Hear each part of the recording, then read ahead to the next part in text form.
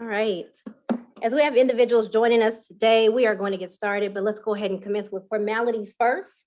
My name is Amber Booth-McCoy. You can call me Amber Nicole, your favorite diversity specialist. And as we get started on tonight, first I want to read a letter from our governor, who has written a letter for today. As governor of Arkansas, it is a privilege to welcome all of you to tonight's panel discussion at Philander Smith College. I would like to give a special thank you to our speakers, Kenzie Davis, Katina White, Gianni Olamide, and Coffy Davis for taking time to contribute their knowledge and expertise for this event. Although much progress has been made through various legislation such as Civil Rights Act and judicial rulings such as Brown v. Board of Education and Loving v. Virginia, many African Americans are still victim to acts of discrimination due to race. Furthermore, Black individuals, especially Black women, are disproportionately affected by certain issues such as higher breast cancer mortality rates, hypertension, and being a victim of sexual assault and violence. It is important for organizations like these to continue to raise awareness of these issues so that everyone, regardless of race and gender, receives the respect that we as human beings deserve. Thank you for dedicating your time and energy to these difficult subjects. You are essential to building a more peaceful, inclusive, and understanding world. Best wishes for the successful event. Sincerely, Asa Hutchinson. We want to welcome you tonight to the State of Black Women and Girls in Arkansas, and we are going to open this conversation with a prayer. God of the Black woman, we call on your protection. Release us from that fear which doesn't lead to wisdom, and grant us the wisdom which guides our souls from danger. We pray that when others look on us, that they are freed from evil whispers that drive them and instead learn to gaze at all of our glory. Guide us to communities which see us in the fullness of our humanity. But regardless, let us walk in the knowledge of our dignity. And let us marvel at those who walk before us, knowing that our story is entwined with theirs. That we come from a brilliance of mind and heart. Free us from the lie that our dignity must be proven, but let the truth of it hold us like the warmth of the wombs that formed us. Yes. No. In order to start today's conversation, I'm going to allow our amazing panelists to introduce themselves. We'll start from, I can't tell my left from right, right to left. You would start, Kenzie. Yes. Tell us your name, your organization, a little bit about you, and your favorite superhero. Okay. Yes, can everyone on the Zoom hear us? You can give us a thumbs up or use your reactions if you are able to do so. There you go. Here we go. My name is Coffy Davis. I am a licensed certified social worker here in the Central Arkansas area. I come with about 10 years, maybe more experience of working in the mental health field. And I'm also the owner of Holding Space Counseling, which will be a provider for Black women as they venture through the postpartum period. My favorite superhero is Black Widow. Black Widow, okay.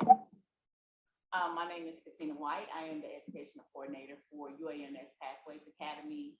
I come with 10 years of in-class experience. Also, I am a domestic abuse survivor as well. Good evening, everybody. I am Gianni Olamide, formerly known to many of you around here as Carissa Rodgers, or Reverend Carissa Rodgers.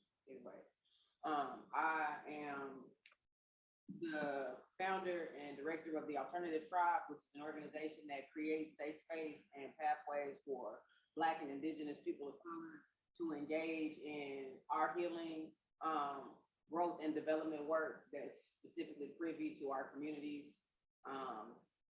It brings me a wealth of experience from a variety of places. I'm a former pastor, professor in humanities, and community advocate and organizer. So, glad to be here with you all. Hello, everyone. I am Coffy Davis. My day job is I work for the Center of Healing Hearts and Spirits. But I'm also the founder of the T.U.R.N project. So I am the founder of the March for Black Women and Girls. I primarily do trauma response with Black women and young girls. And we do all sorts of things like what we're doing now, the panel discussion and writing through trauma workshops and stuff like that. I'm also the author of a couple of books of poetry. Most of my poetry and my memoir center around the experiences of Black women and also trauma. Thank you so much. And again, my name is Amber Nicole, your favorite diversity specialist. And I'm going to start with a little information on why we're having this discussion tonight, right? These statistics are from the American Association of Public Health. For every Black woman who reports rape, at least 15 Black women do not. 1 in 4 Black girls will be sexually abused before the age of 18. 1 in 5 Black women are survivors of rape. 35% of Black women experience some form of sexual violence during their lifetime. 35%. So it's like 3 out of 10 at some point in time during their life. 40 to 60% of Black women report being subjected to coercive sexual contact by the age of 18. And 17% of Black women experience sexual violence other than rape by an intimate partner during their lifetime. So we've seen, most of us have seen the conversation as it relates to Will Smith and Chris Rock and all of that, but it has brought up a good conversation as what it looks like to protect Black women. So that is my first question tonight. What does that mean when we hear it in society all the time? What does it mean when we say protect Black women? What does that mean to you? To me, it means showing up for Black women mentally and emotionally. For me, it means showing up for Black women mentally and emotionally, being an advocate for Black women, being a helping part of a Black woman's life. And I say that part of it because Black women need protecting. I feel like we need protecting from ourselves sometimes because we came with a particular role that we did not ask for. And so sometimes, especially for the Black man, I feel like part of that protection is being like something as simple as take the day.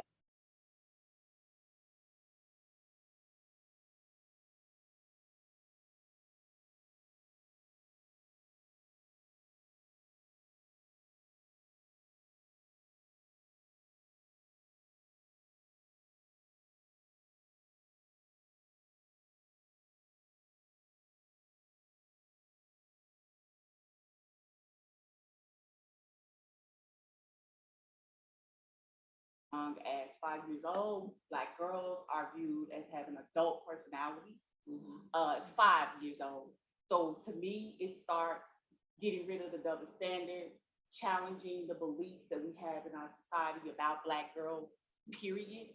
And it starts there. That means it starts in our family. That means it starts addressing trauma that's been passed down in our house, in our families, addressing the pedophilia that has happened in our families, and we start protecting our girls at a young age. It starts early. So for me, protecting Black women is protecting Black girls at the beginning. I think it's a multi-layered question, because when you say what does it mean to protect Black women and Black girls, who and what entity are we directing the question to is the first thing that comes to my mind. We may have to get you to come up this way. It's not scanning for the panel. It's not scanning our panel. It's So not listening. It's not scanning. So they're not able to see the panel. So we may have to adjust. Guys, Put it right here. We may. You can try to open that one again. we'll pause in 1 second. One for moment. technical We want to make difficulties. sure that we can. 1 moment. Like, where is it?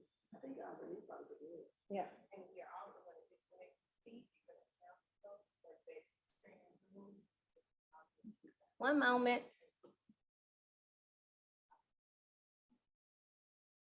You just want me to click on the link. Mm-hmm.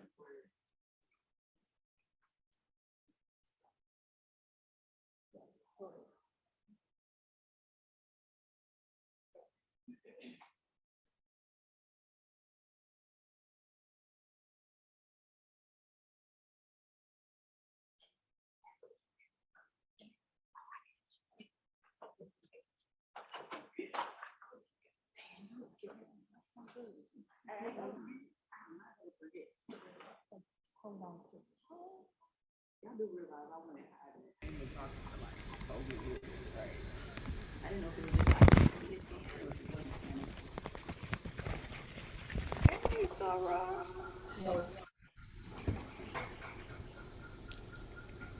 Do we need to turn this volume? I hear echo somewhere.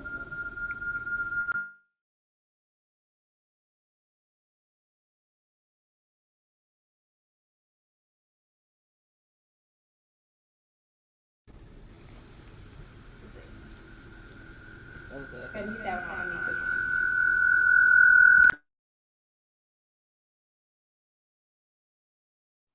Testing, testing, testing.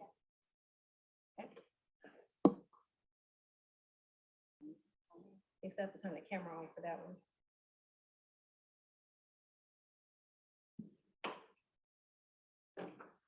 And then we do remain on the side. Looks like it. All right, we want to make sure, to those of us on Zoom, are you able to now see the panel?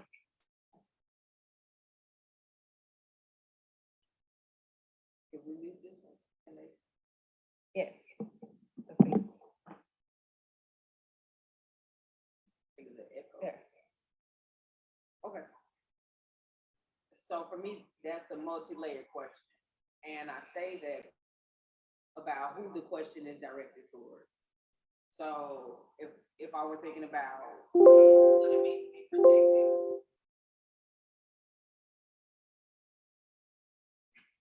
I'm trying to make sure where they can hear. can y'all hear me? I think you may have, if you're zooming it into Facebook, it may be that Facebook is up. Yeah. You may need to just cut the Facebook one off. Do y'all hear echo on here?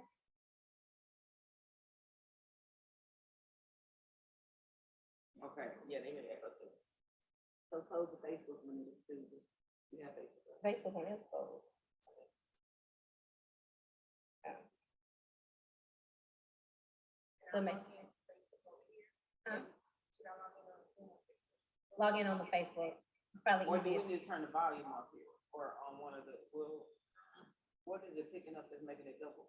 They know. Two mic, is it picking up two mics? No, because this mic is on the one that's on. Turn the sound down on that one. Turn the sound down. Thank you. Thank you for your patience. Kenzie normally sings during this time. Yes. Elevator music. A little bit. It might sound like Doug. You have the sound turned down on that one. Raise the sound. Y'all don't know how to work it.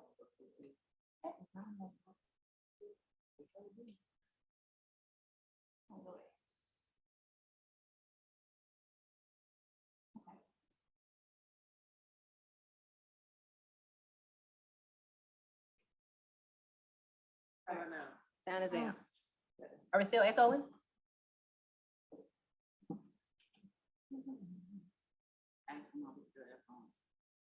Are we still echoing, family? Can All y'all right. hear us on here virtually? Now we can see the panel. All Yay. All right. All right. So question is still, what does it mean to protect Black women? All right, and who are we talking about protecting Black women? Oh, If I she were said, to- no, we can't. Nope.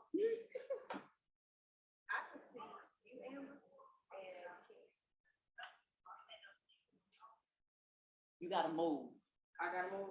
Okay, you gotta stand up. You gotta have to. Yeah, stand you're gonna have to stand You up. gotta have to stand up. Yep. Okay, okay, it just moved. Right There you there. go. But it moved off of me.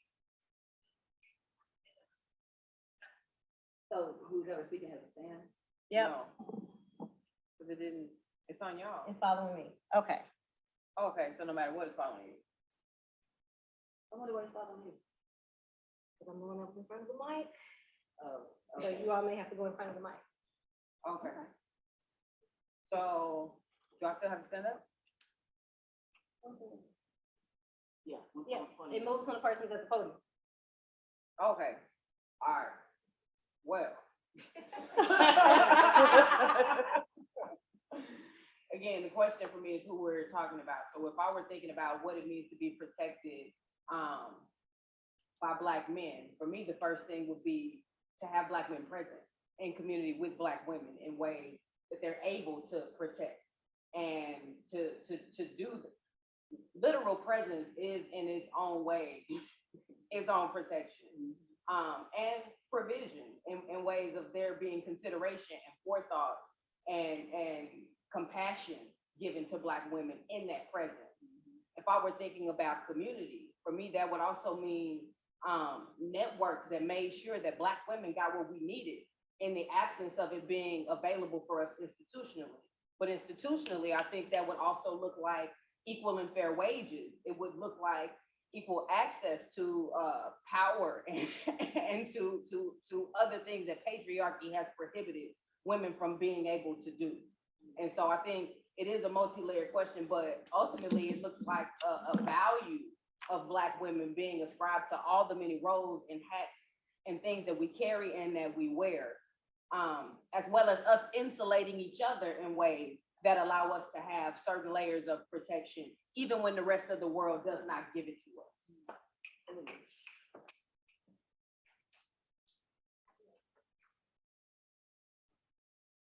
So for me, I put number one would be to believe Black women. That's like the bare minimum. When a woman comes to you, a Black woman comes to you and says, this happened to me, to actually believe her, not to always say, well, what did you do? And I'm talking about also just within our own community, saying, what did you do? What did she do? Well, okay, this woman was killed, or this woman was raped. Well, what did she do? Or what did she have on? To believe, to take action, to create safe environments. So not just within the schools, within the churches, within the homes, but also within the music and entertainment that we watch. Because a lot of stuff, a lot of images that we see are just not safe for us. They make us question our hair. They make us question our weight. They make us question our body build. Do we look masculine? Are we feminine enough? So just making a Black woman feel safe with who she is as a person and being able to not have to stand in the face of all this criteria to say, okay, well, I'm deserving of being protected because I'm petite, or I'm light complexion, or because I look more, I look more dainty. So for a woman that has this tall stature, not to be like, okay, well, you're a strong Black woman, so you don't need the same kind of protection that somebody else would. Also understanding that that a Black woman needs help. Instead of always having to carry everything. Oh, she has that table. She's strong enough to carry that table, or she's strong enough to do this. Just understanding that we need protection in all areas of life, and we're not just talking about knuckling up and fighting somebody protecting us. We're talking about making us feel safe with who we are, making us feel safe with you accepting who we are. Thank you. Now, this conversation is one, so that we can share our lived experiences. Two, make sure that we're putting a voice to even those that are not here. We understand that there is not one individual that can speak for an entire population, community, and or identity, but we do have a varied of lived experiences that relates to Black women and the Black diaspora in this room. So my question is, what is the age that you recall first being even sexualized or approached by an older person? 6. 6. Mm-hmm. Now, we're talking about molestation or sexual abuse. That would have been probably like 5 or 6. But in terms of grown men looking at me walking down the street, it probably would have been about 11 or 12, making it obvious. They make it obvious. I would say mine was 14, 15. I would say mine was 12. 13. As it relates to societal expectations, as it relates to race and loyalty to our community, as far as Black women are concerned, what is one of the biggest barriers to addressing sexual abuse in our community? We can start with anybody. I think one of the biggest barriers speaks to one, the over-sexualization of Black girls. There's this book out there by a therapist called The State of Black Girls, and she's dedicated her entire life's work to addressing just the sexualization of Black girls, and she does phenomenal work. But then there's another part of it that another barrier is families. And that's because how many I've come across multiple families where there's just like this generational abuse going on, but you don't talk about it, or you say things like what happens in this house stays in your house. you know, the threats that Black girls go through when they want to speak out. You know, if you tell this to somebody, you're gonna be taken out the house and put in foster care or this, that. So I do believe that families sometimes serve as one, like a huge barrier. And then I would also say, kind of like Coffee said initially, believe in Black girls. You know, when you see a Black girl and she's upset or something happens to her, paying attention to where your mind first goes to. Because if mentally, when she comes to you about something and the first thing you think is, well, what'd she do? What'd she do? You've already set this standard, because regardless of the age, they feel that they know when they're safe. They know when that it's not a good space for them to really talk about what's going on. And so then now they're suffering in silence. Yeah. I think it may be helpful also if we stand. The camera may follow you if you stand as well. Okay. I think that it's also, I was gonna say, many times when we see families and we get around family and we tell this little girl, give Uncle so-and-so a hug, give, you know, so-and-so a hug. And she's going, no, no. And we go, come on, that's family, give him a hug. To me, we're socializing even young girls to not trust their own alarms. There's a reason she doesn't want to hug so-and-so. She doesn't have to know anything other than I don't want to. And we tell them, no, no, no, go ahead and hug, as in don't listen to your own internal alarms and clocks and do something against your own body and your will in the first place. So I think that's also one of the barriers to bodily autonomy as it relates to teaching young girls and young Black girls, your body is yours and you have the right to not want it touched or for it to be touched if you say no. And it also discourages consent. Exactly. Yes. Like, It blurs the absolutely. lines of consent. It blurs the line. Absolutely. I was gonna say, I was gonna speak on also the history of police brutality and always having to, as Black women, choose race first. So calling the police, I remember talking to a man one time and he was speaking on him. There was an order of protection put against him because of a threat that he made to his wife. But his remark was that, well, she knows how the police do Black men, so, you know, why would she call the police on me? So I think a lot of times as a Black woman, having to choose and having to look at having to consider that if I call the police, then there's ramifications for my man, and there's ramifications for us as Black people. But if I don't, then I'm choosing that over myself and my own protection. So I think that was one of the biggest barriers that I see, especially when dealing with young girls. They don't want to call the police. We see what's going on in the news, and then trying to decide which one is more important. So that was one of the barriers that I put down, and also being the strong Black woman thing. You know, that was another barrier that a lot of times, like Kinsey spoke on, that you know, the generational trauma and other women in your family teaching you that what happens in the house stays in the house, and that you should be strong enough to withstand certain things like mental abuse and emotional abuse and stuff like that. So why are you calling the police, or why are you getting upset, or why are you leaving? Y'all deal with that in the house. And a lot of times they don't want to talk about it. And you may not even know your family history. I know within my family, we didn't, you know, there was a lot of things that just wasn't shared down the generation because it brought too much shame to the family. So you grow up and you don't necessarily know the uncles or the cousins to stay away from, because everybody's they have this protective shield around them. They don't want to call the police on uncle or brother or cousin. Yeah, and that was what I was gonna touch on. Like, shame and pride are like two sides of a ugly coin, because a lot of times, depending on who folk have been publicly, and this is an issue that a lot of women deal with when it comes. Well, see, it caught me. Kinda, no, because it's Amber that is following. So when Amber come back around here, it's gonna come around. What did I tell you? What I tell you? What I tell you? Oh, okay. High five. There we All go. right, we gotta make space. Make space. Look at All that. right, there we go. That's- There we We are. call that community. That's what we call that.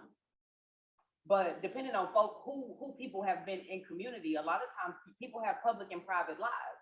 So when people have a level of pride in their public lives, there's a protective hedge that families will put around what happens in private, so that there's not a stain on the family's name, and we can retain our pride, and we don't have to be shamed around what this activity or this behavior is. And a lot of times this also is a barrier when women are experiencing abuse, when they want to come forward and they want to tell their stories, because depending on who their abuser has been in community is, oh, such and such would never do this, Right. or why would, and it's back to the believability of Black women.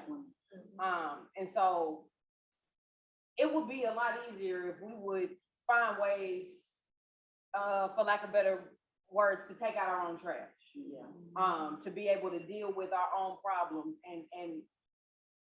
and police ourselves, if you would, and have some level of values that we're not double standards culturally, right? So when I think about Black people, I also think about matrilineal societies. I think of times where Black women were revered in terms of our power and what we bring. The times have changed, right? So when we look at white supremacy, Eurocentricity, all of these cultural shifts that we've made over time, the Black woman is not viewed with the same value that we once were. So the ways that even we come up and we're taught to behave is different. The freedoms that we are taught around how we are to culturally behave are different from the way our boys are socialized.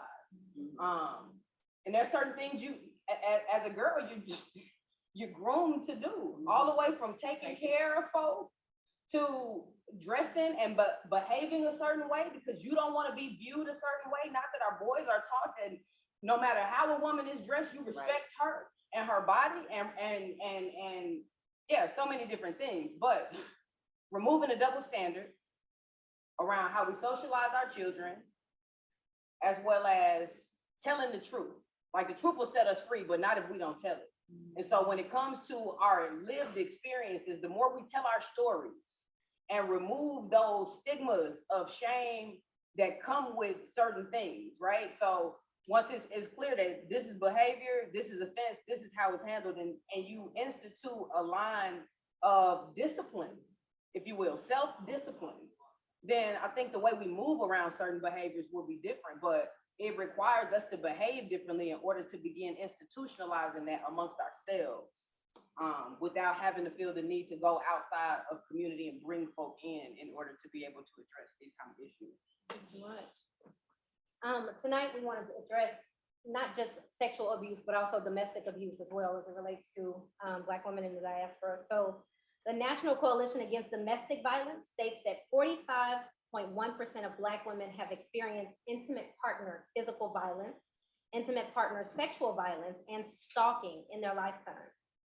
An estimated 51.3% of Black adult female homicides are related to an intimate partner violence, and 31.8% of Black women have experienced one or more of the following intimate partner violence related impacts: being fearful, concern for safety, any post-traumatic stress disorder symptoms, injury, need for medical care, housing services, victim advocate services, and/or legal services, or missed at least one day of work and school, or contacting a crisis hotline. That's almost half when we're talking about these statistics. So we want to make sure that we allow for space for those who've experienced that on this panel. And what were the signs, one, that you ignored, that you denied as you were in those relationships? I would say for me, it was rushing into a relationship. When I ignored, if you go back to like teaching girls how to respect their intuition and their gut. So I rushed into a relationship real fast when I knew I wasn't ready. The first incident was taking my phone, snatching my phone. It was then it was the throwing of the keys. You know, I don't want you to leave, so I'm gonna throw your keys down the street. It was a build up, but it was the pushing of the little boundaries. You don't really realize that they're pushing the boundaries to see what you're gonna allow. Oh, she allowed this, okay. So it was that. It was but the first flag was the moving, not respecting my boundary of not wanting to be in a relationship so fast. And it was, come on. So that was the first sign for me. Thank you, Sharon. Well, I I think for me, it was watching the emotional what do you call, people can't control themselves, the emotional outbursts that were connected to other things. And assuming that it's not gonna eventually creep here, and then the escalation, right? So as things begin to escalate, so versus you lashing out and you hollering in the middle of a store, right? Then it's you being in a car and putting your hands on the steering wheel. Then it, and so the gradual escalation of things, and then not actually making the decision to leave when you know it shouldn't be happening, because there's also sometimes this justification that happens around, well, I did this, which caused this. So if I wouldn't have did this, then this wouldn't have happened. And trying to figure out how you can be accountable also, for your participation. You know what I'm saying? And so and a lot of times that keeps you there in a cycle, because it's like, I'm looking at myself to the point that I actually can't see the patterns, and how things are progressing along. I think that both of you, what you said is like, even though you let the first one slide, right? You let the second one slide. So then coming out after that, now it's like, they're gonna ask me why I didn't leave at this time. They're gonna ask me why I didn't leave after this time. They're gonna ask me why is this time when I've chosen to exit, but we 7 incidents in, and now I'm gonna have to hold myself accountable in a conversation with community as to why didn't I leave when he threw my keys the first time, right? And it's a shame. It's a shame that comes over you. So you stay because you're shamed. And nobody provides a safe space for, because it's always your fault. And it's those questions when you ask me, why didn't I leave? I'm like, but I'm trying to leave now. And so when people ask me, it's like, oh, I'm responsible for this. I'm responsible for being in this situation. And it makes you not feel safe to even come out and say anything. So my advice, if it is somebody, the first question should not be, why didn't you leave? Absolutely not. And for those of you listening, the next question is, how can I best support you? Period. I don't care what is happening. It is, how can I best support you in this moment? Because it's also true that women don't leave until they're ready to leave. Right? And that's for those who actually have a chance to leave before being killed by an intimate partner. So in the event that your friend comes to you, there are, as far as friends are concerned, so that's the question, what are the rules or the boundaries as it relates to trying to protect those around you, but acknowledging that they have autonomy as well? Well, I think, what I was gonna say about it is that the first question was that, for me, the first indication came just knowing that I felt bad, that I didn't feel good, and other people saying to me, and this happened on Emotional abuse is abuse. Exactly.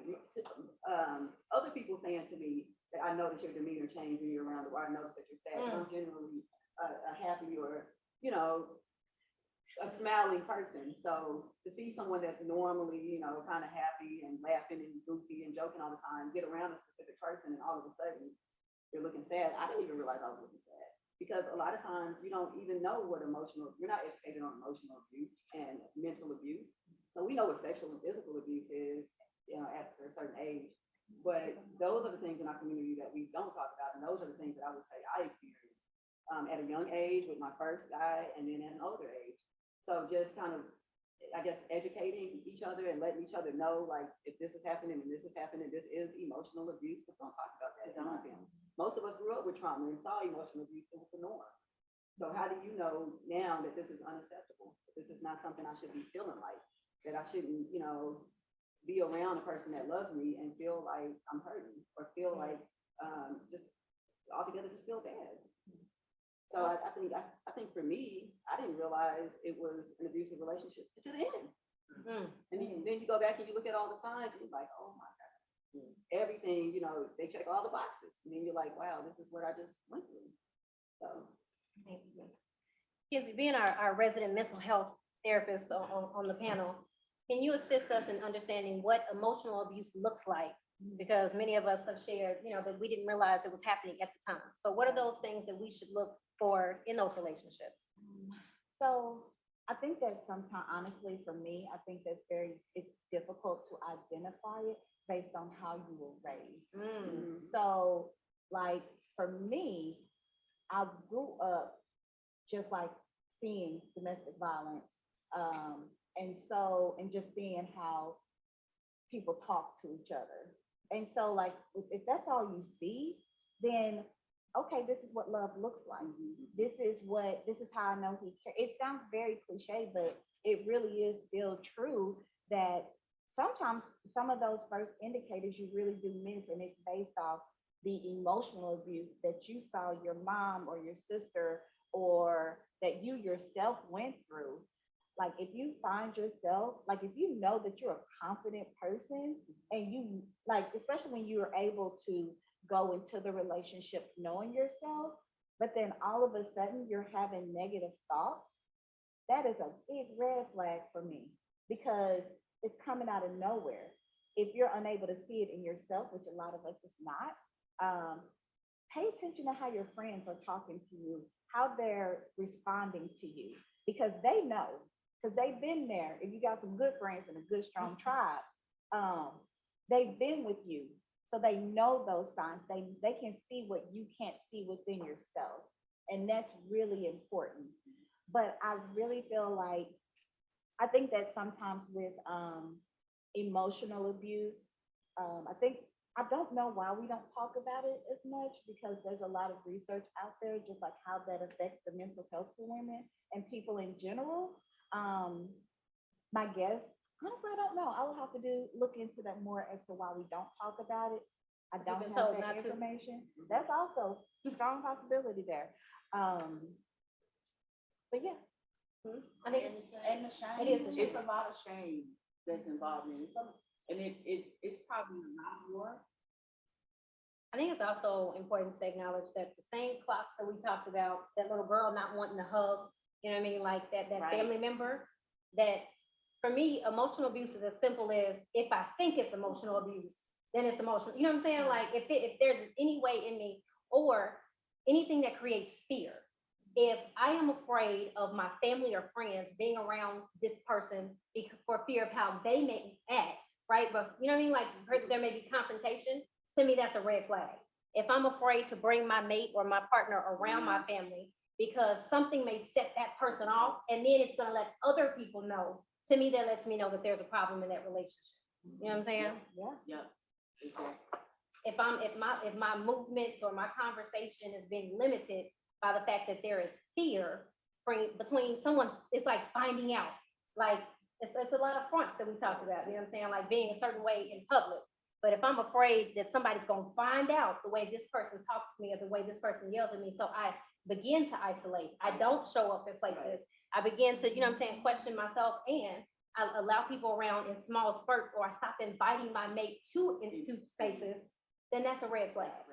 I wanted to add this. I know we got to move on, but I just wanted to add one of the things that when Gianni was speaking, when you were talking about the shame and I was thinking about also the gaslighting, how it feels like a labyrinth. Like it's hard to really pinpoint what is really going on because your mind is warped. You're in a labyrinth of things and they're convincing you that this didn't happen this way, or you're overreacting, or you're doing it. So how do you figure it out when you're so confused? It's a very confusing space. And then it because my personality with me, I'm a people pleaser. Right. Also, I wanted, being empathetic, it was like, I gotta make sure, and it was the gaslighting, like, no, you did this. Because you responded. Because I responded, and it's like, well, I did do that.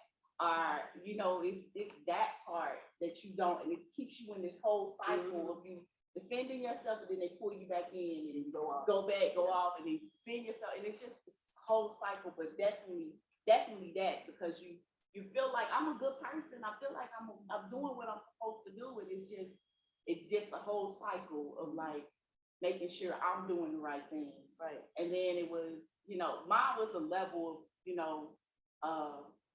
the first phase was, he needs me. I can make it better. What he gonna do without me? And, he not gonna get better. Because that was my personality of trying to fix things and all of that. And then it was, well, maybe I am, like, it's me. you know, I'm responding wrong. So it's different.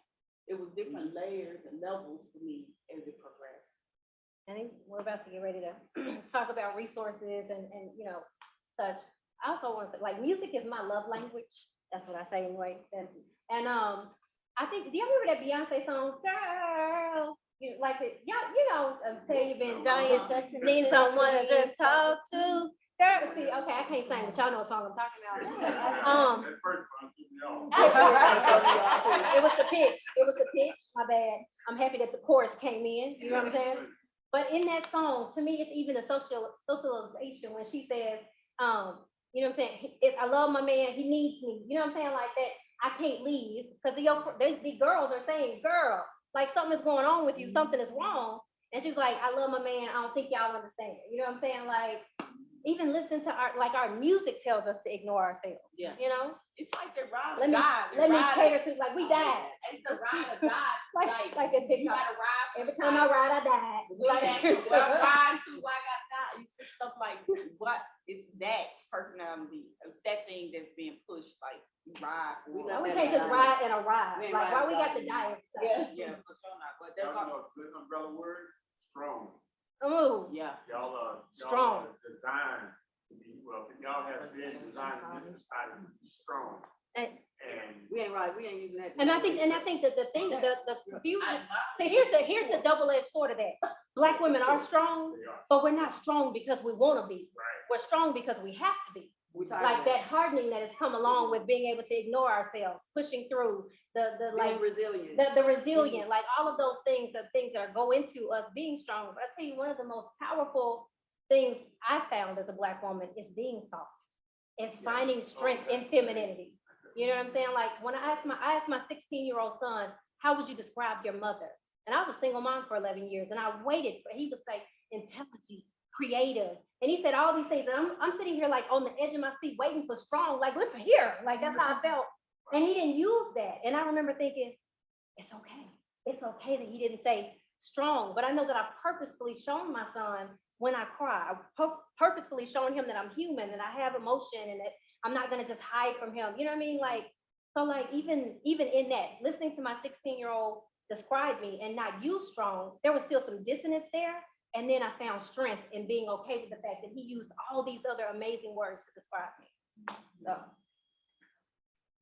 thank you. As it relates to resources and such, Coffy, are you able to speak to the resources that are available or places that we can go should we be in an abusive relationship? I can. There's several around Arkansas, so we know about all the shelters. But also, you don't have to stay in Little Rock shelters or Arkansas shelters. There's a network of shelters, and you can. Anybody needs any kind of information, all they have to do is email me or call me. I do victim services at my job. I also do victim services and women resources for the T.U.R.N project. So there's a plethora of resources for you. And like I said, I know Little Rock is a very small city. You don't have to live in Little Rock at a shelter. You can go to Texas to a shelter. You can go to California to a shelter. There's also resources in terms of counseling. We have a therapist here, but also there's a plethora of therapists. And I know a lot of times you want therapists that look like you. And I've had some awesome therapists that don't look like me in any shape, form, or fashion, male, Caucasian, and they've been excellent. But I know sometimes you want to go to someone that does reflect you. So there's resources for that. There's resources for help with children. If you need help with assistance with your kids, you're worried about financial strain when you leave a person. Whatever your barriers are, we can work through those barriers. What else?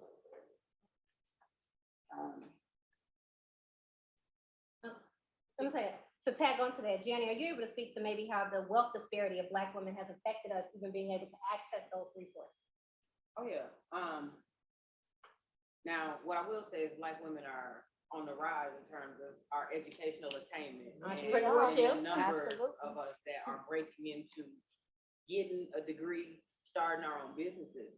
But oftentimes, before we get to that place where that is an option for us, a lot of times Black women are working 2 and 3 jobs to make ends meet. And if you're a single Black mother, which is what, like 72%? Yeah, I think, no, 73%, 27% of Black households are married, two-parent households.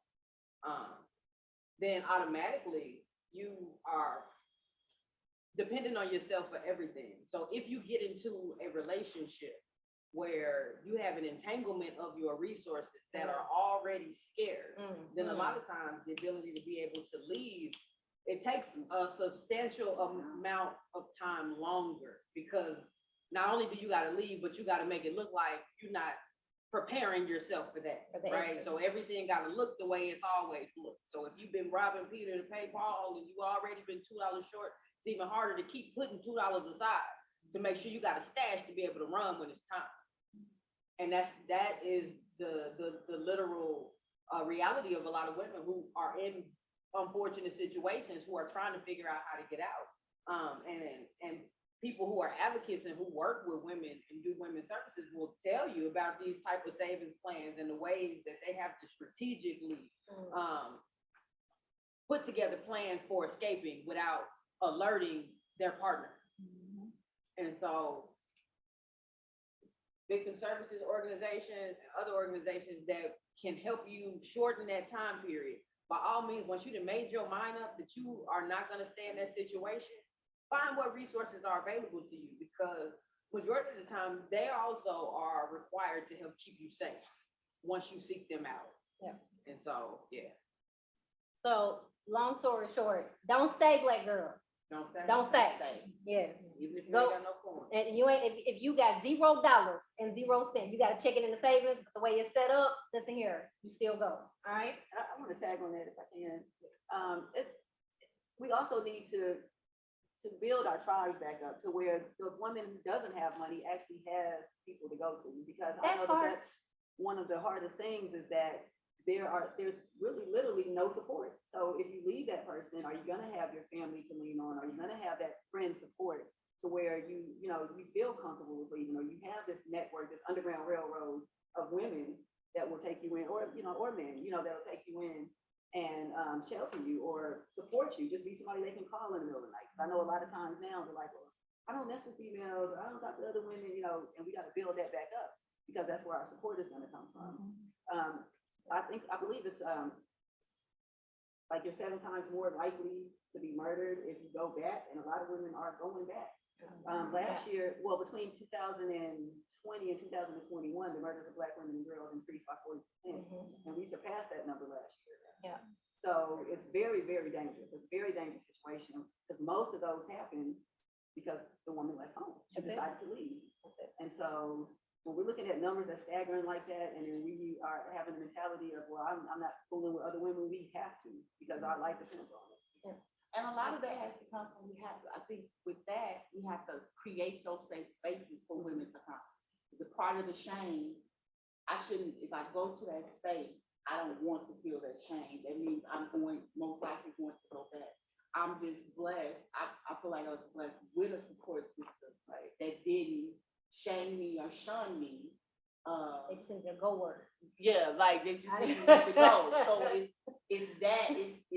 it's having that space of like, this is going on, and being able to tell this is going on.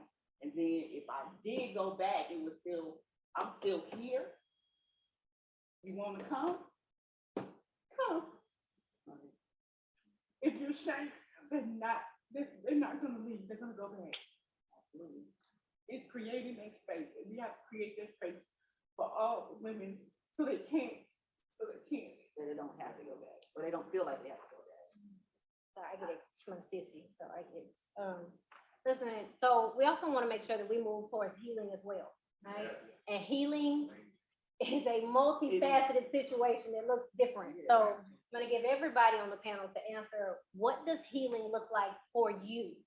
All right, and Coffy, we can start. Okay, fine, well, you can tag somebody else. Look, Miss Olamide always ready.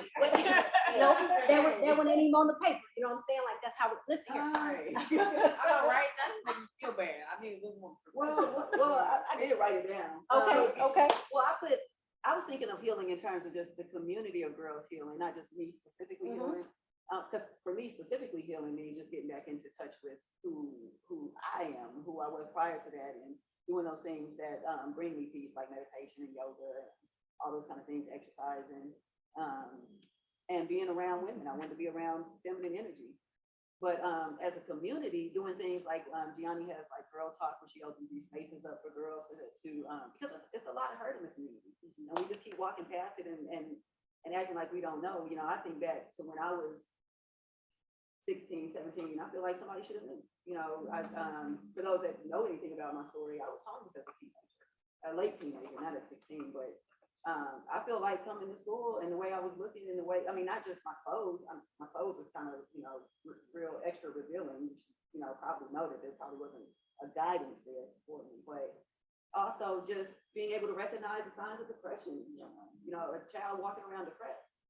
I've had, you know, being in education myself, once I got older, I recognized those signs probably because that was who I was as a youngster. I recognized a child in the class with their head down, not being defiant, but being going through something, being depressed, and being able to pull them out of the classroom and ask them what's going on with them, instead of assuming that they're being defiant or they're acting out, and just recognizing those signs. And looking back to when I was 16 and 17, I'm like, I could teachers, and I would walk to school and be like 2 periods late, and I racked up so much suspensions and Saturday schools. You know, some of it was for fighting, but most of it was due to being in class late.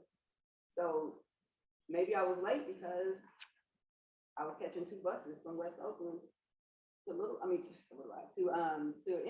North Oakland, which was a long way, catching 2 buses and walking about 6 to 8 blocks. So nobody recognized it, but I just took my lashings and just, you know, went on with it. So just for me, healing means recognizing that it's something that's deeper that could be going on, and not just always assuming that someone is acting out. Even certain signs of aggression could be that. Yeah. So creating those opportunities to talk and to be able to find out what's going on with someone, and like they mentioned, creating a safe space. And the safe space doesn't necessarily have to be in the form of like what Gianni does, which is wonderful. She does these community conversations with young women and young guys also, but separately. But creating a safe space to just that you're somebody that you can talk to, that they can talk to. There's a book called What Happened to Monday that I read. I probably read that book in like a week. I don't know if you ever heard it. Okay, I'm gonna have to watch. No, wait. No, not that one. Oh, okay, Not that one. don't listen to me. That It's not on was Netflix. I That lied. was like sci-fi. My bad. That Okay. was real good. This one is, and I may have the title wrong, but it's something like,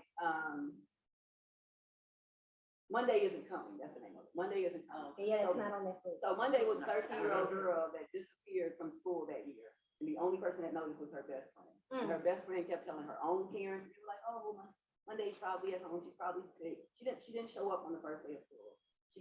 Her friend couldn't get the teachers to recognize it. She couldn't get the counselors. And everybody was so busy with what they were doing. They switched out attendance counselors, so they didn't really have, you know, the system in place at the school, like a lot of schools in marginalized communities and stuff. So nobody recognized that this girl didn't come to school, and she was a victim of homicide. She was killed in her home. She was, but it took almost a year before they recognized the girl wasn't there. It was a black girl, a little 13-year-old black girl. So, and it was based on a true story. It was in the DC area. So it was fiction, but it was based on a true story.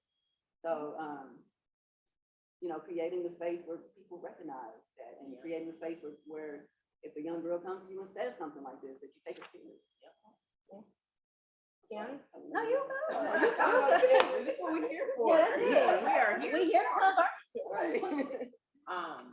But safe space, of course. For me, one of the things for me that's important in safe space is that there's not an ability to shame anybody, right? So for us, there is an empowerment in owning your truth and telling your story, because once you've owned your truth, nobody else can shame you because you've already accepted whatever that thing is about yourself. But also in that space, one of the things that's important to me is for people to be able to understand themselves in such a way that they can navigate their own minds, bodies, and spirits for their optimal health. So that means teaching people about how to navigate your subconscious in ways that you can take your experiences and not be ruled by them. Have an emotional shift in your psyche to where you relate to the things that have been traumatic and painful in your experience in ways that you can find empowerment in them. And I work with young people because I feel like the earlier we teach our babies this, the better that they can practice growing into adulthood, right? And so I really believe our young people are gonna help the parents break into the healing that we need to. But it's a shift of culture. And when I say culture, I don't mean like music and dance and art, but I'm thinking about when Amos Wilson talks about culture, and he's one of our great Black psychologists, he talks about language, communication, our courtesies, rituals, roles, our values, thoughts, manners of interacting, expected behaviors, like all of these things around how we relate to each other. Around how we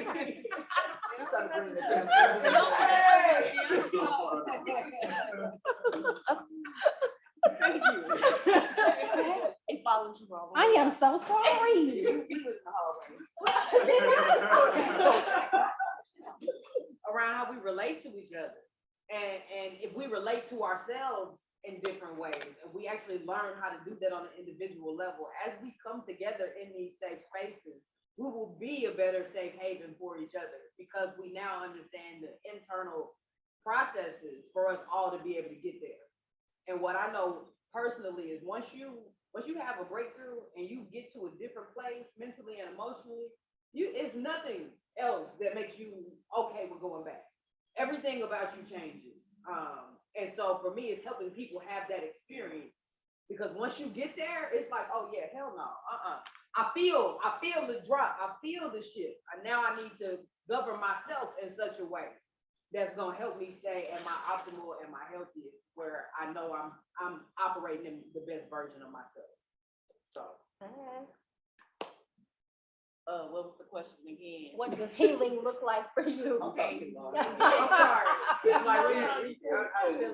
Healing for me is recognizing that it is not a linear process to me. And then understanding that the effects, especially with me being a domestic abuse survivor, of like me at 42, I'm finding out the effects, PTSD, didn't know. So going to therapy, wondering, personality change, certain things change, not realizing and not knowing what that was. So it's not going back, but also a healing of like you going through the anger, the rage, and then the acceptance of this is happening, but it's not a linear. It's like some days I'm like, oh man, and then some days I'm like, so it's not a straight process of like, okay, I've finally overcome. It's a journey to the healing, but you see the light. And for me, healing looks like checking in with not only myself, but being able to honestly check in with the women around me.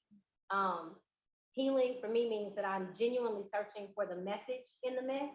Like even when I interact and encounter people that for me may be on a different vibration, on my best days, I say, I hope they heal. On my worst days, you might want to back up. But on my best days, that is what I'm actually seeking is to, like being able to acknowledge that even people like Will Smith, that's pain that we saw. You know what I'm saying? Like there's something more under the surface. So being able to just try to see the message in the mess. When it comes to my story, being honest about that story, I think it's Maya Angelou that said like that there's no greater agony than the bearing an untold story. You know what I'm saying? Like there is so much freedom and healing and just getting it out. That same shame and that hurt, like there are things that once I unpack it and I share it with somebody else, I don't have to carry it anymore. And that to me is it's like my soul is lighter than it was. You know what I'm saying? And then reminding myself that there is no one way to heal. It ain't cute. The same way when I scratch myself, first it go to the scab, and then you see the white meat, then it go to the scab, and sometimes you pick it too early and it hurt. Like that to me is what healing, emotional healing looks like in real life. On some days, I don't pick that scab. And some days I pick that scab way too soon and I be like, ooh, let me back up. You know what I'm saying? Like it because of hit dog or holler, right? Like, so that's me being mindful of myself, but also asking the Black women around me to hold me accountable. When they see me not operating like myself, when they see me not sounding like myself, when they see me taking on too much because I'm used to overcompensating, because I'm used to doing more, it means that I empower those around me to say, girl, if you don't sit down somewhere and that, if you don't rest, and that to me is also just as healing as anything. When it comes to spaces, I just love creating spaces where Black women are going to be together.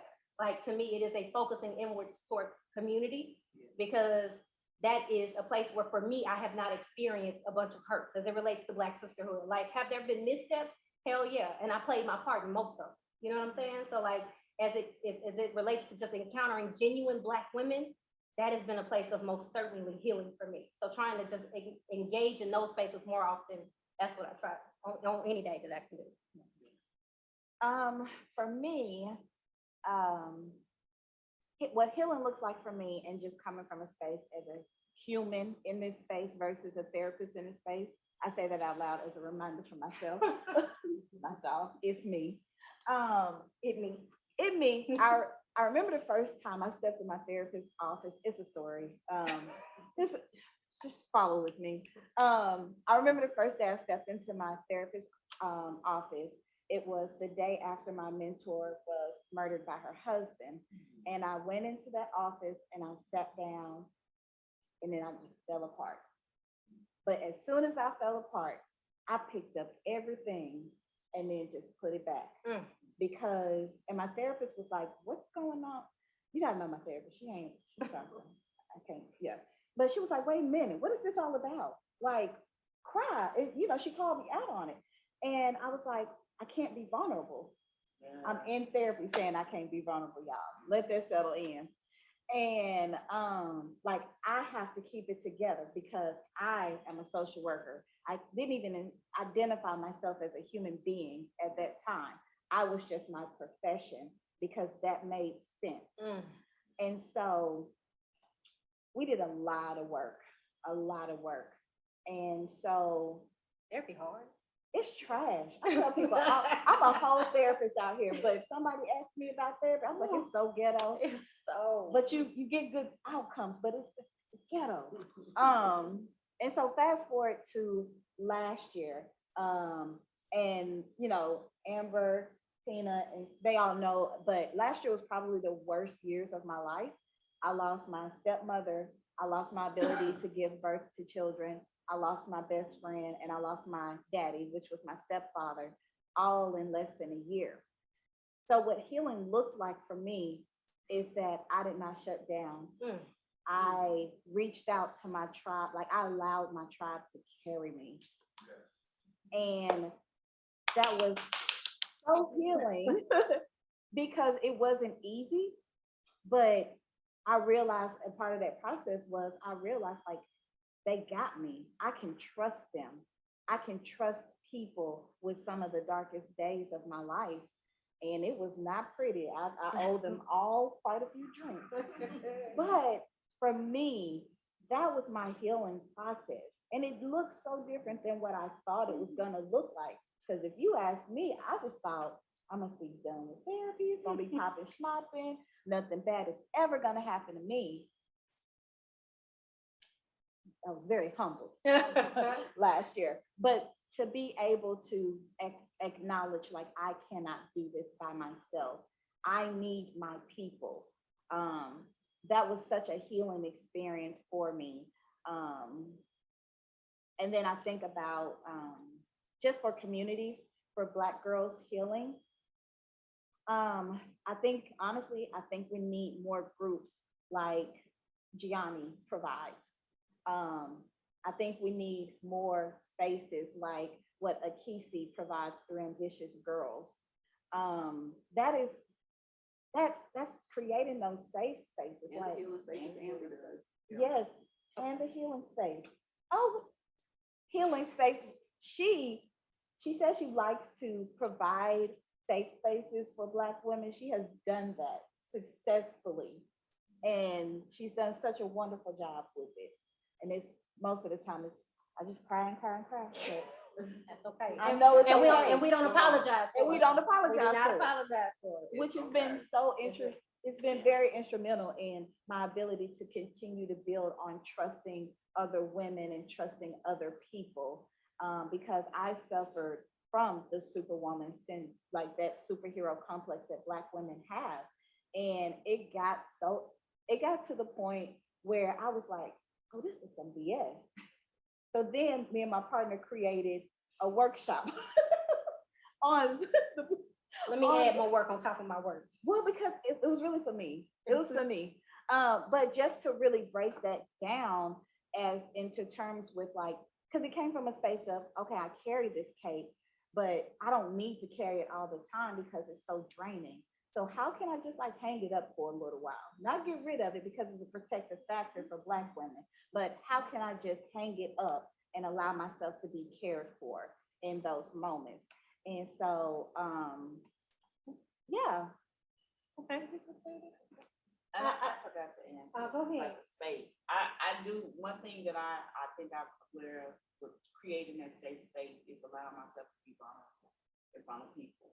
So it allows other people to see, it allows other people to see that they can also share their feelings with me as well. So when we create these spaces, it's also, I'm not the teacher, but let me show you how and where I am learning and growing. So it's allowing that vulnerability to show. So that provides a safe space. Can I say this real quick? Another way that I created a healing space for me was through writing, and I was able to kind of just take a lot of those thoughts that I couldn't really articulate and put it into my writing. So as a poet, and then doing my book, shameless plug, but my book Medusa was really a reflection of my life, and being able to write that and really not even caring. At the time I wrote it, I didn't really care what my family thought about it. And I just wrote it and I just told the truth. Like, I know you're not gonna sing that song. Right. It wasn't until after I published it that I was like, oh, what did I do? But it was so much healing in that. It was so much healing in being able to unapologetically tell your story. And even still, most of the time people embrace it, but there's still some times where people are like, oh, I can't believe you told about that. Well, we have to. Yeah. We have to tell about it. So here's a question that I think we want to round out this conversation as we get ready to go in. That question is, what place do Black men have in the healing of Black women and girls? And then I want to expand it as far as community. I mean, equity is where we give what is needed to whom it is needed, right? And I think that we are able to understand that what is needed right now is for us to center Black women as it relates to maternal mortality, domestic abuse, sexual assault, like you name it, Black women entrepreneurs, education. So what role does the Black man have in the healing of Black women and girls, and then community at large? We're gonna start this way. You have 45 seconds. We will Apollo clown you. Okay.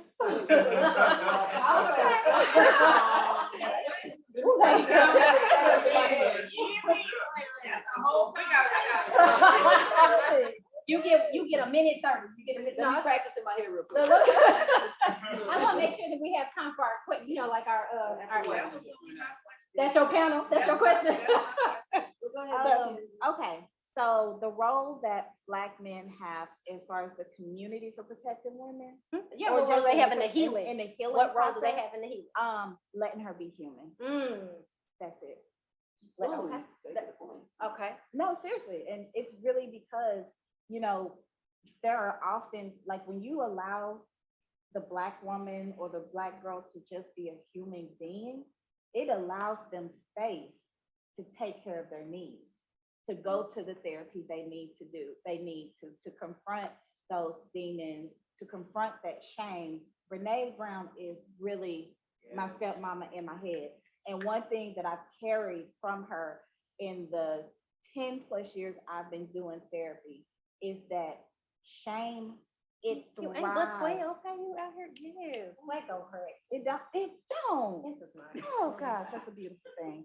But one of the quotes that always stick in my head that I pass on to myself, I say it to myself often, but I pass on to other women or individuals, is that shame is fed and thrives in darkness.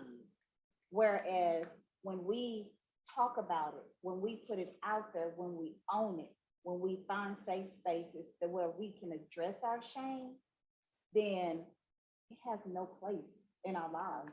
And so I think that even just to tie it all together, like Black men allowing women to do that, again, it gives them space to heal in a way that's going to be beneficial for them, not the kids, not him, and that's even in the community. So. You go, no, you go ahead. The role that Black men have is to listen. I can't remember. Black men have been passed the microphone for a very long time, as though, you know, they are the representative for our entire race. More often than not, every movement on this soil had Black women at the helm. And when it's time to talk about it, it doesn't look like us. Whether it's LGBT, it was us. Whether that was civil suffrage, it was us. Whether that was civil rights, it was us. Whether it was Me Too, it was us. Black Lives Matter, it was us. So my role, or what I would say to Black men, is the next time somebody pass you a microphone, just keep going like this and pass it to the Black woman next to you. Period. That is your role in this space. Okay. All right, since you took mine, I'm going to say the next thing is hold other men accountable. Hold other men accountable. That's all I got. That part. Heal yourself, Black man. Oh. What purpose will make us responsible for your healing? There is not a man alive right now that is required to be accountable, and I say that across all racial lines, right? We really start looking at systems, patriarchy, and even in our community, the desirability that women have to be in relationship with men that makes them settle. Sometimes knowing there is a desiring and a worthiness for more. Right? So heal yourself. That way, when we come together, we can start out a little bit more whole than we would have if we trying to make each other responsible for those things. And we can work together a little better. I think that's also that fallacy where they keep saying two halves, you know, come together. No, two whole people need to come together. Two holes, keep it whole. That's it. You know? If I'm 50%, if I'm like when I was in school, 50% was an F. Come on, baby. If I'm an F and you an F, what we gonna do together? Come on. That's it. Bad math. That's the bad. But I just put, you know, just appreciate Black women outside of utility purposes. Outside of feeling like, what can she do for me? What can she do for the community? What can she do for the family? Just appreciate her for who she is outside of that. Her wholeness, her softness. Who she is. Because when you get done being a wife, a mother, a teacher, all those things, you know, just basically love us for who we are. I love it. Are there any questions from the audience, from our Zoom? You know, can we just give our panelists another hand? We made it through technical difficulties. We made it through Zoom like this. I got a Brazilian question. Let me see if I can do it. One question is. To the one Black man. Can we just get to the one Black man in this room? He didn't forsake that. He did not. The one question I want to ask y'all is, would y'all please embrace this opportunity that I'm presenting to y'all? I'm doing a documentary called Stolen Innocence, and it's about how child molestation, rape, sexual abuse, sexual assault has affected the community. And you know, I said something there. This is a better bottom line that I had, but I need y'all because the voices that, I mean, there's so many women like y'all. And you know, we talk about the percentage of women that, 53% or something y'all said. The other 47% just didn't say nothing. There's so many things that were swept under the rug. And the power that y'all possess right now, so many Black women need y'all because what they see, like you remember Will Smith, the Jada Pinkett thing, you know, that was an act of protection, you know. A lot of us know that it was staged and whatnot, but still. But you know, one of the questions my mentor asked me was, "Do you protect a boy?" Yes. And I'm just like, wow. Wow. That stood out because you know I was in a gas station a couple of months ago, and And it was, Yeah. Absolutely. Yes. it was so many things going on in Little Rock at the time, and I saw some younger black women now, and I'm just like, hey, y'all be careful, blah, blah, blah, said some things, these kind of protective things. Oh, well, they just, I mean, basically went off on me for saying that, as if I insulted them. And I'm just like, and I was, I didn't respond back. I'm just like, wow, that's the state we're in right now. Well, that's trauma speaking. That is trauma. And it is. That is It trauma. So this is why it's so important for y'all voices to be heard. And I think doing a documentary to be so powerful with women like y'all coming forward and talking about the things that y'all do. This whole discussion, putting it in a couple of hours and talking to people about, people on the streets, people in professions, and explaining, even men. This is the trouble that I'm having right now, finding men to come forward because we're sexually abused. Because we go through some of the things, and we talk about the healing of men. Because an unhealed man will destroy a woman. Come on. Yep. It will destroy a woman. And And an unhealed woman will allow him to destroy her. I mean, it's twofold right now. So my question is, will y'all participate in this invitation? Please, this is not my documentary. You ain't gonna This never is have that. y'all- It's the on board, so. Yeah, I know you are. We are on board. good. This- Yeah. I think it's like one of the most, I don't know, shocking or real piece of commentary that I saw as it relates to Will and Jada said, it's even more apparent that Black women feel so unprotected that this unhinged burst of aggression looks like protection. Come on. We as Black men need to do better. Like that to me was striking. Like regardless of whether you feel he protected her, whether he was right or wrong, like it is aggression at its finest. You know what I'm saying? Like, and to the point to where Black women are saying yes to an act of aggression should show the extent to which Black women feel unprotected in today's society on a daily basis. Yeah, I saw that so much that I was starting to think I was in the wrong for feeling like what his actions, I was starting to feel. I'm complicit. questioning I just myself. want to say, I just would like to say, we're not gonna talk about this. We're not condoning or not I condoning just want his to action. say, no. Jada deserves to be protected in the response. We can also say that there is more than one way to protect the Black woman. Agreed. I agree. Agreed. Are there any other questions? Any questions? I have a question. Women are designed, women influence men, right? And women, we nurture, and that was a big part of our conversation, especially what Katina was talking about. How can we encourage men to move forward with whatever their acts of healing are? I know for me, therapy as a whole in the Black community was taboo, but more women are going to therapy. And I'm sure that there are other options for healing in addition to therapy. But I think it feels like a lot of men may not necessarily be open to the idea of therapy or other healing spaces, especially when the advice from the older, from other Black men is negative and destructive, those uncles and things like that. Is there things that Black women can do to help influence that without becoming codependent and being absorbed and absorbed in that toxic? I think that's tough. Let me tell you why I think that's tough for me. For me, Black women have always shown up for the Black community. Black women have always shown up and stood in the gap for. Like, I mean, whether that's grandmas and intercessory prayer, whether that is making sure the ushers was there to put towels over you, whether that was your grandma putting that Vaseline on your forehead. Like, to me, Black women have always shown up. To me, the most important thing that Black women can do to assist the Black man is heal themselves. It's to turn on themselves and say, we have always shown up. It's okay for us to put the community, right? To show that we still love the community, but we can love the community by working towards us. Because Black men need to take accountability for Black men the same way Black women are taking accountability for healing other Black women. I wanted to add on to it. The first thing that I thought about was the fact that I have two sons.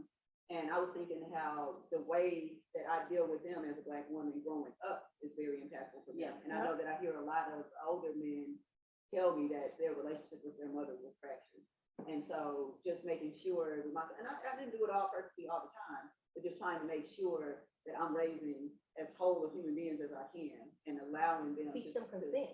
Teaching them consent and teaching them also what love looks like in a healthy relationship as best as you can. We all dealt with trauma through our lives and stuff like that, trying to break some of those generational curses and allowing them to see healthy relationships, healthy women, or at least you striving to be as healthy as you can, and just hold them accountable.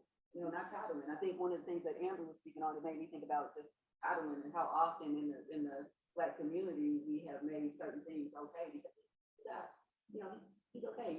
Aside from just saying they can't cry, we also made it to where you got somewhere to go all the time if you do wrong. I'm just gonna come save you. Or we're gonna hover around you and protect you. Even if you went out there and did wrong, you got a tendency to protect all the time. So just kind of making them understand that you will be accountable. That there's nobody gonna come save you. That there's if you get arrested or something like that, You can come to the protect, jail. you can protect and allow for consequences. Right. You can't come and so just kind of making them understand that. But most of all, just what I tried to do was just give mine love. Best as I could and let them see what love looks and feels like. And I think it starts young. We talk about we'll nurture, but that's just not us. Black boys can nurture too, but we're taught, with baby dolls and things like that. It's young. Get your baby, hold your.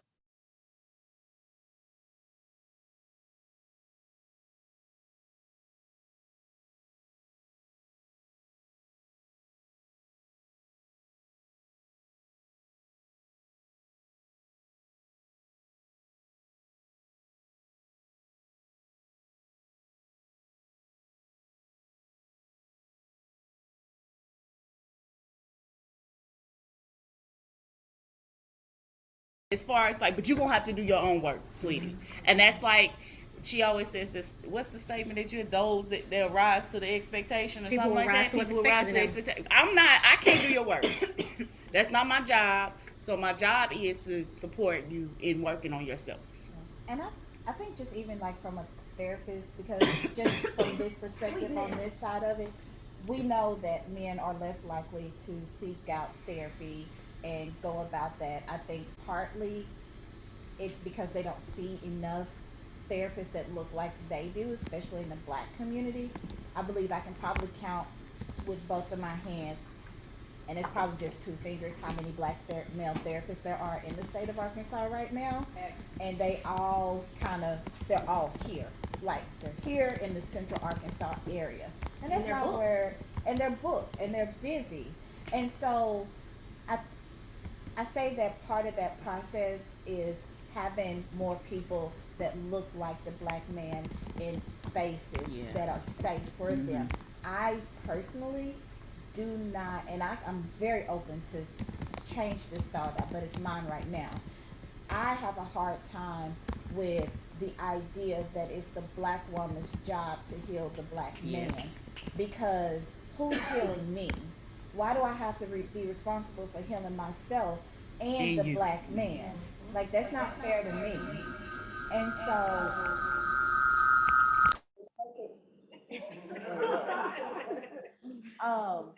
and I think that also speaks to just that superwoman complex. So hope you don't take offense, but when you said that, I was like, oh, okay, she got that cape on a lot.